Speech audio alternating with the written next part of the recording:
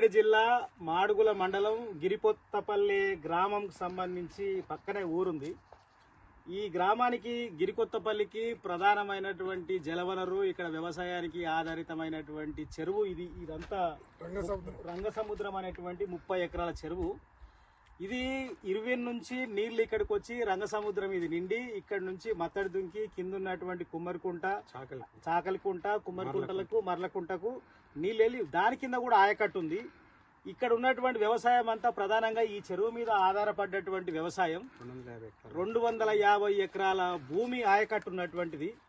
ఇట్లాంటి ఈ చెరువుని ఈ గ్రామ ప్రజలకి ఎలాంటి సంబంధం లేదు.